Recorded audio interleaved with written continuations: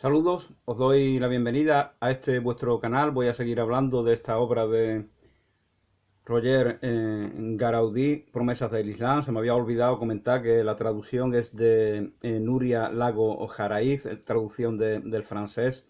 Hoy voy a hablar un poco del sufismo. Bueno, yo no soy experto en nada, ni en el Islam, ni en el sufismo, ni en la poesía árabe, ni en la economía, ni en temas sociales del mundo arábigo-musulmán. Simplemente comento, ahí hay muchas conferencias, charlas, entrevistas de docentes con respecto a los temas que se tratan en este libro.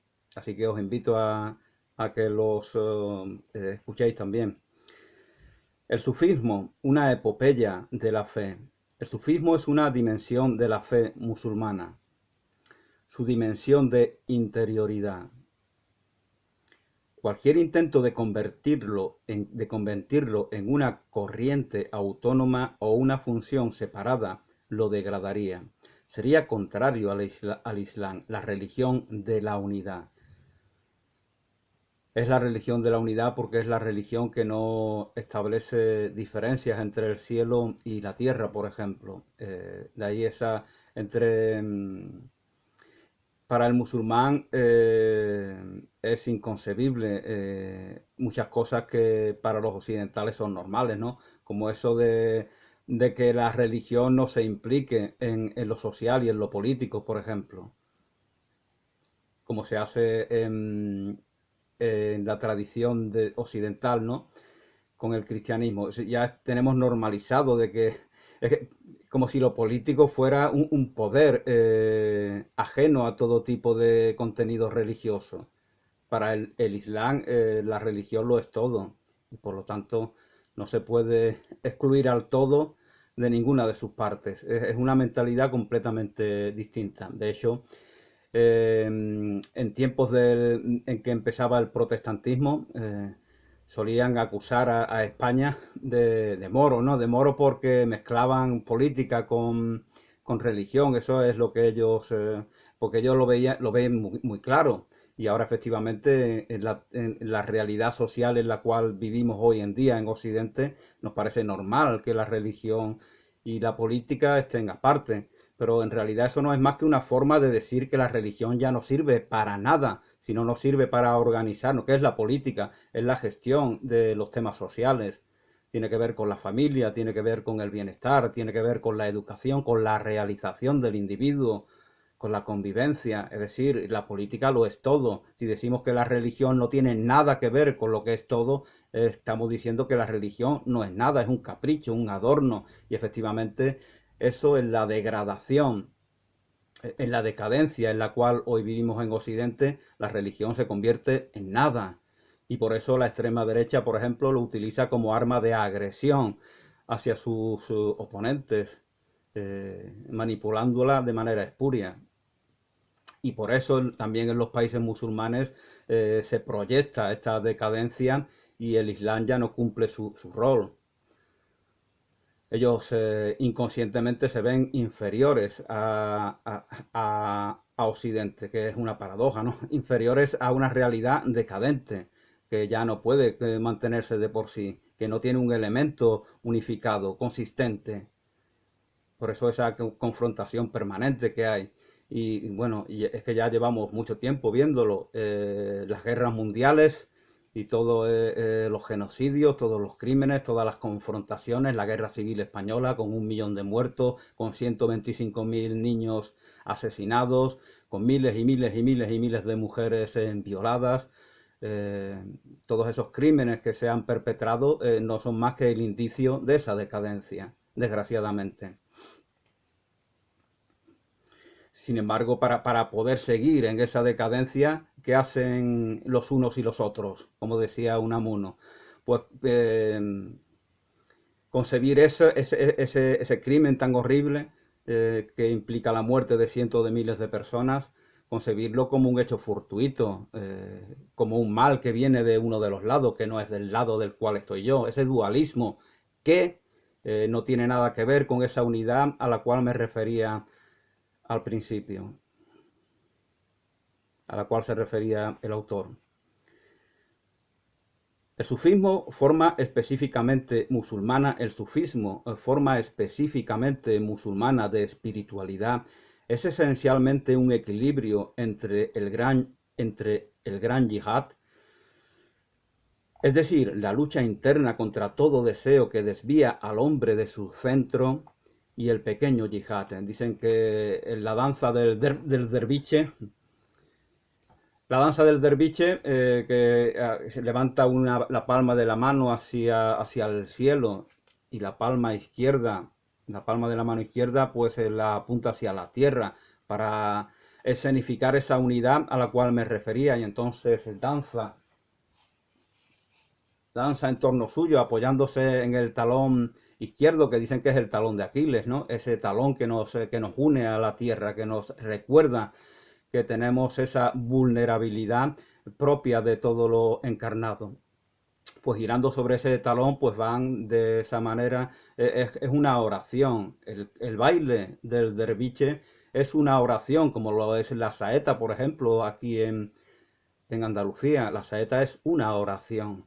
Por eso critican que se utilice este baile como un atractivo turístico. Es una ofensa, ¿no? A algo que tiene una trascendencia espiritual, como es esta forma de meditación dinámica que es el baile del derviche. Y la saeta pues también ocurre aquí. También aquí hacen concursos de saetas, concurso de oraciones. Suena un poco ridículo, ¿no? Te imaginas un concurso de oraciones donde la gente rece, y al que rece mejor se le dé un premio. Pues concurso de saetas es eso. Evidentemente lo que se evalúa es la forma en la que el cantador interpreta o cantadora interpreta esa saeta. Pero aún así suena un poco contradictorio, ¿no? Que se haya un concurso de oraciones. Bueno, pues nos decía Gaudí que el sufismo es esencialmente un equilibrio entre el gran yihad, es decir, la lucha interna contra todo deseo que desvía al hombre de su centro, y el pequeño yihad, o sea, la acción para la unidad, el pequeño yihad, que ya se refiere a algo externo, algo que significa enriquecer, proteger, defender la comunidad de la cual forma parte cada musulmán. No tiene nada que ver con la guerra en principio. Evidentemente pudiera tenerlo cuando hay una amenaza bélica que pudiera amenazar a esa comunidad. Por lo tanto, hay que protegerla. Y el pequeño yihad, o sea, la acción para la unidad. El pequeño yihad es la acción para la unidad y la armonía de la comunidad musulmana contra todas las formas de idolatría, de los poderes, de las riquezas, de los falsos conocimientos que lo alejarían del camino de Dios. Sería pues un error identificar al sufismo con la mística cristiana o con la meditación hindú. Además, hay varias escuelas de sufismo, nos apunta el autor. Sin duda, y por la misma razón, la expansión del Islam, se produjeron contactos e intercambio con los padres del desierto y su mística cristiana, con los gnósticos de Alejandría y los escritos de Plotino, ese filósofo que comentara a Platón y que influyera tanto en la tradición cristiana, en San Agustín, por ejemplo, con la sabiduría de la India y el ascetismo budista. Esta mutua fecundación pudo enriquecer la visión de cada cual, aunque las verdaderas fuentes del sufismo permanezcan en el Islam.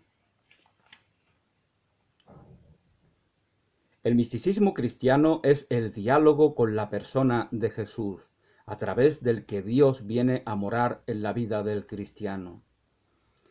Hay una relación en la cual Jesús personifica a la fuente creadora. Esto lo vemos en muchos textos místicos. La imagen de Jesús es la imagen del amado, ese amado que está en la séptima morada, como diría Santa Teresa de Ávila, y solamente accediendo a esa séptima morada interior, en lo más profundo de ese castillo interior, solamente así nos liberamos de las influencias del demonio que puede confundirnos, ¿no? Que son los apegos del mundo. Y ya, como decía Santa Teresa, ¿qué diferencia la sexta morada de la séptima? Que aparentemente son iguales. Decía ella que la única diferencia es que en la séptima ya no puede acceder el demonio. Ya se accede a una pureza, a una unión, a un abrazo con la fuente divina auténtica y irreversible.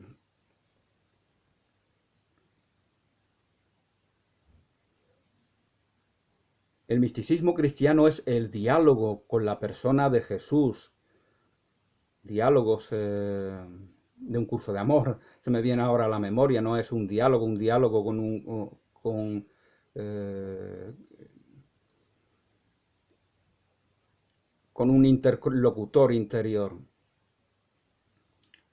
a través del que Dios viene a morar en la vida del cristiano. Jesús personifica ese Dios que viene a morar. El reino de Dios está en vosotros, en la vida del cristiano. Más para un musulmán, Jesús es solo un gran profeta. Este ardid, sin duda alguna, lo utilizaron los musulmanes de la primera época, de allá por el siglo VII, VIII, para expandir su fe. Esta idea de que ellos también reverencian la figura importante de Jesús e incluso le conceden un rol importante hasta el punto de esperar su regreso. Entonces, y otro tema es con lo que los cristianos estaban enfrentados era sobre la Trinidad. Esa idea que algunos entendían que la Trinidad era una blasfemia, era concebir la unidad de Dios en tres personas distintas. Y eso era una vuelta a una perspectiva eh, politeísta. Entonces se daba esa confrontación. Cuando llegan los musulmanes que son contrarios a esta perspectiva trinitaria pueden ganar para sí a muchos de los que no la aceptan. No obstante, San Agustín, cuando hablaba de la Trinidad, le aplicaba un sentido pragmático, hablaba de poder, de saber, de querer. Entonces es que es un valor que tiene que ver con la realización plena del individuo. Entonces ya no se trata de algo como psicológico, no de algo místico, no de algo metafísico, no de algo dogmático. Para un musulmán, Jesús revela, Dios mismo no se revela para un musulmán, revela su palabra y su ley. Para un musulmán, creer que el verbo se hizo carne o llamar Padre a Dios, es alterar la trascendencia divina. Ya nos había comentado anteriormente que llevamos 6.000 años masculinizando a la divinidad y que eso tiene sus consecuencias en nuestra vida cotidiana, eso que las feministas denuncian como el patriarcado. Hay una invisibilización de todos los aspectos femeninos de la condición humana que son subyugados, que son en gran medida eliminados. Y el concebir a la fuente de vida como padre, fijaos que en las culturas antiguas se hablaba de esa diosa madre, es decir, la idea era en gran medida contraria. El concebir a la esencia divina como padre, pues tiene esas consecuencias a las cuales me he referido. Es alterar la trascendencia divina. No puede haber analogía entre el Creador y su criatura. Por ello, según algunos rigoristas, no se puede hablar de amor de Dios. Los musulmanes integristas han reprochado, los dogmáticos, los que se apegan a la letra muerta, los que abanderan esta época decadente como si no lo fuera, no simpatizan con los sufistas, no simpatizan con el misticismo de estos derviches, de estos poetas místicos, de estos filósofos metafísicos, no simpatizan con ellos. porque lo han reducido todo al culto a la letra muerta, al culto a unos dogmas a los cuales hay que adherirse de una manera mecánica, como si en el individuo, en la criatura, no tuviera que darse un ejercicio de voluntad, aunque esa voluntad desde la perspectiva del Islam no es más que esa sumisión al Dios que habla a través de nosotros. Los integristas reprochan a menudo a los sufíes el haber empleado ese lenguaje y cultivado esa experiencia. Sin embargo, el amor de Dios hacia el hombre y del hombre hacia Dios no es extraño en el Islam. Se puede leer en el Corán: si amáis a Dios, seguidme. Dios os amará y os perdonará vuestros pecados, se dice en el Corán. Y también: Dios traerá a unas gentes a quienes amará y le amarán.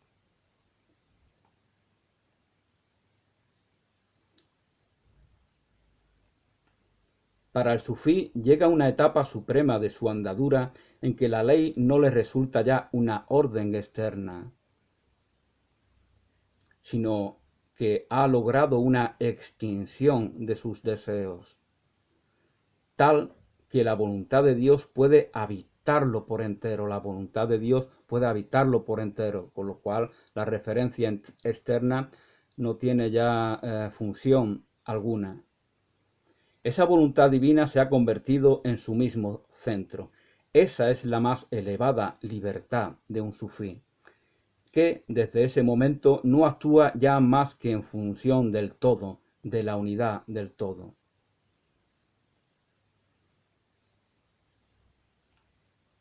Abu Yazid al-Bistami decía: cuando el yo se borra es cuando Dios es su propio espejo en mí, cuando el yo,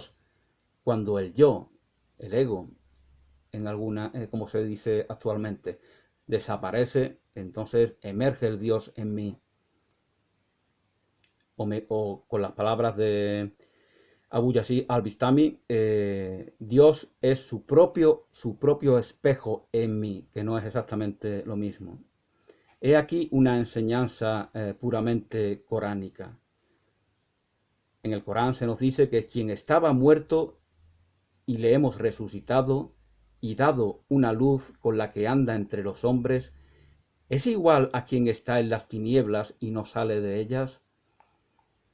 Partiendo de esta renuncia se hace posible un auténtico amor, que no sea ya un amor egoísta de deseo de nuestro propio placer, sino un amor de don y de abandono.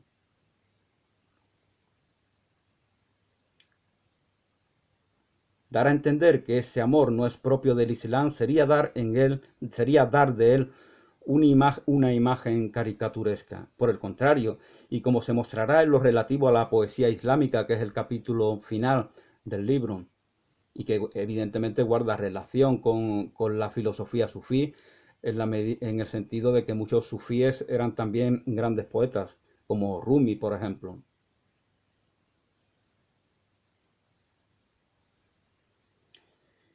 Como se mostrará en lo relativo a la poesía islámica, Ibn Dawood de Bagdad, los nombres propios los pronunciaré seguramente muy mal, Ibn Hasan de Córdoba y Ruzbehan de Shiraz fueron anteriores y tal vez inspiradores de los fieles de amor de Dante y el amor galante de los trovadores de Occitania. Se trata de una aportación específicamente islámica al florecimiento humano. Ya se nos decía, se nos hablaba de la influencia de la tradición sufí islámica en la obra de Dante, por ejemplo, en la Divina Comedia, o en las obras de este hombre que tanto va a citar, Ramon Llull, filósofo y místico mallorquín y alquimista también. Te amo con dos amores. Esto decía Santa Teresa de... No, Santa Teresa de Ávila está influida por esto que dice Rabiá de Basora, una mujer que vivió el nacimiento del sufismo en el siglo VIII. Te amo con dos amores, dice Rabiá de Basora. Amor que apunta hacia mi felicidad y amor realmente digno de ti con mayúscula. Amor que apunta a mi propia felicidad y amor realmente digno de ti. En cuanto al amor de mi felicidad, es que me ocupo en pensar solo en ti y en nadie más. Ese amado que así lo llamaba Santa Teresa de Jesús justamente. Y en cuanto al amor digno de ti, es que tu velo cae y puedo verte, tu velo cae y puedo verte. Ninguna gloria para mí, por uno ni por otro, sino gloria a ti, por este y por aquel, dice Rabiá de Basora.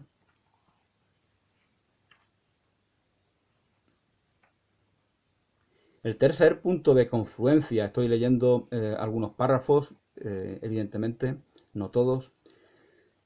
Un punto de confluencia del sufismo con el misticismo cristiano es la poesía. El sufismo ha dado pie a varias de las mayores obras de la poesía universal. No voy a citar más que una, que constituye una de las obras cumbres, si no la obra cumbre de la poesía en todo el mundo, la obra de Rumi. El Navi de Jalal al-Din Rumi, esa grandiosa meditación poética sobre el Corán, nos dice en lenguaje poético lo que no puede expresarse de otra manera. En lenguaje poético, lo que no puede expresarse de otra manera. Recordemos la razón poética de María Zambrano, recordemos lo que decía Hölderlin. Lo que permanece lo fundan los poetas y solamente los poetas lo pueden fundar, porque no están determinados con la palabra muerta que nos viene del pasado. Rumi nos dice en lenguaje poético aquello que no puede expresarse de otra manera, lo indecible, lo que no puede definirse. Definirse es poner fin. Por lo tanto, no es lo propio de aquello que es eterno. Lo que no puede definirse por conceptos, sino únicamente designarse con símbolos, al igual que San Juan de la Cruz, que también es influido por esta poesía sufí. Para comunicarnos una experiencia inefable empieza San Juan de la Cruz, para comunicarnos una experiencia inefable empieza la noche oscura del alma, la subida del Monte Carmelo o la llama de amor viva con un poema cuyo comentario constituye todo el resto de la obra. Es el mayor privilegio de la poesía como de la música el de la mezquita, la caricia luminosa de sus cúpulas, así como la salmodia del Corán, el de la catedral, con su canto gregoriano y sus vidrieras, el de crear una comunión de una misma intensa experiencia, de una fulguración de la vida por el arte, es decir, el camino